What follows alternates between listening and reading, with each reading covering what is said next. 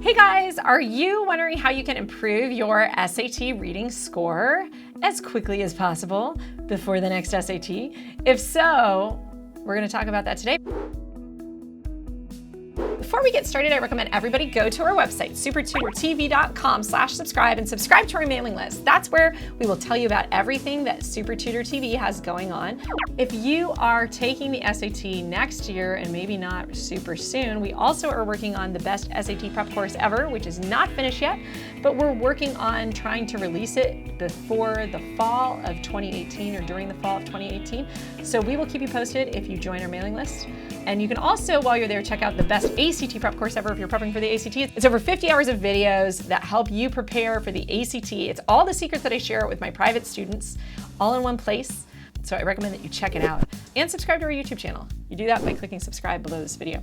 Cool, well, let's get started with this video. I'm gonna talk about today 4 ways to improve your SAT reading. Some of these points, I'm gonna be honest, I've talked about in other videos. So if you've watched our How to Get a Perfect Score in the SAT video, if you've watched some of our other stuff, or if you're like a diehard, some of these ideas might be repetitive, but the reason that I'm saying them here is I think they are fundamental elements to work into your prep plan for the reading section.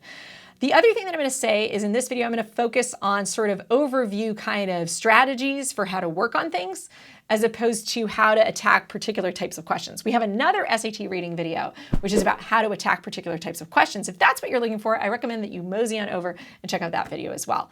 Okay, so let's get into this. Number 1, the first thing you can do to improve your reading is to practice from real tests. What do I mean by real tests? Well, the College Board has released 8 official tests, 4 of them tests that they designed, and 4 of them tests that have actually been given on actual SAT dates.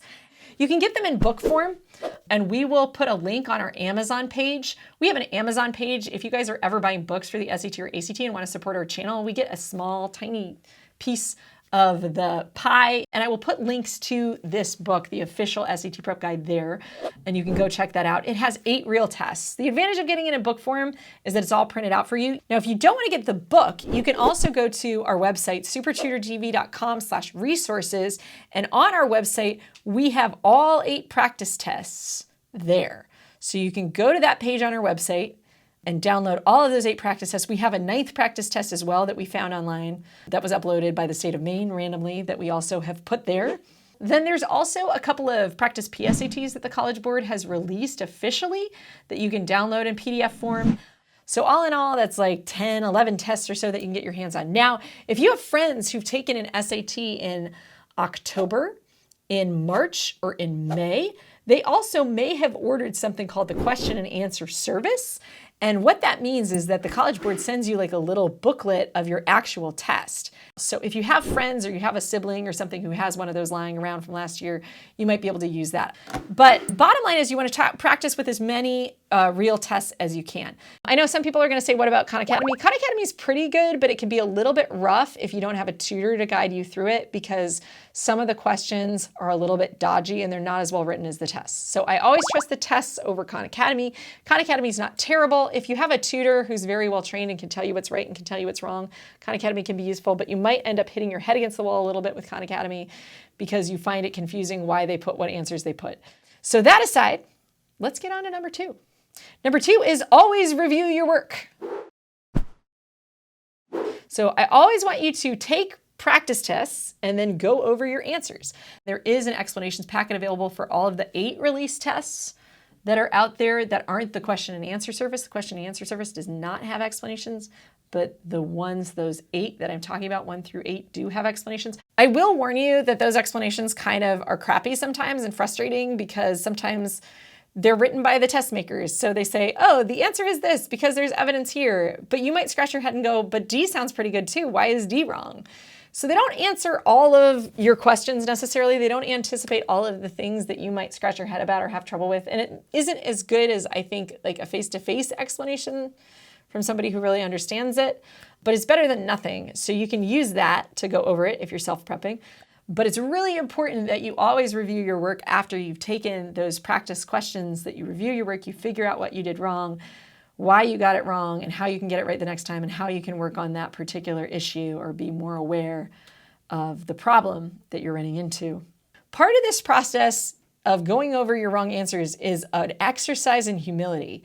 You have to get to the point where you realize that I am messing up and I am doing something wrong, even if it's a careless error. You cannot just brush off your mistakes. You have to confront them. You have to look them in the eye and you have to ask yourself, how can I fix this problem next time? Part of this is psychology. It's not just work. If you don't have the psychology right, you might do a lot of work and never improve. So always go over your work and fess up to your own weaknesses and fix them. Number 3, the third thing that I'm going to talk about is you can work on things slowly so that you can really get the test. Now, if you don't have a lot of time to prep, this isn't necessarily the best strategy, but I like to liken this to taking piano lessons. When you take piano lessons, you don't play a song at full speed the first time that you look at it. You play it slower and then you speed up over and over again once you get used to the pattern, once you know how to play it. The SAT is something that you need to learn how to play, and you might not know how to play it yet. So slowing down and trying to really get the test and getting as many right as you can in a slow process can sometimes be a step in learning how to improve your score. When you figure out how the test works, when you figure out what a right answer looks like and feels like, that's when you can start to speed up and apply that process in a faster way. But sometimes it takes a little bit of slowing down to get to the point where you get the test. So that's one recommendation that I have. That's my third tip. And now my fourth tip is to work on your pacing so that you can complete the questions in time. My best tip for you guys is to think about time and don't ignore time when it comes down to it, especially if you're taking this test really soon. That's the time to stop doing it slowly and trying to understand the test and start doing it so that you are pacing yourself.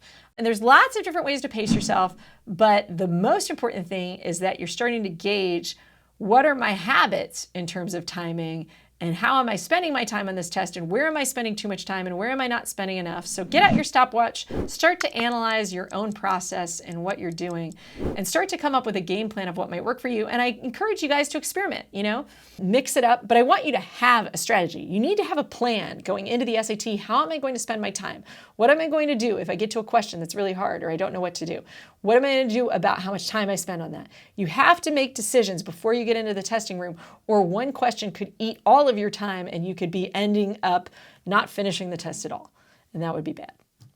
And that's about it for today. So I hope you guys like these 4 steps on how to improve your SAT reading. I will see you guys on Facebook, on Instagram, on Twitter, or wherever else you hang out online. And until next time, ciao.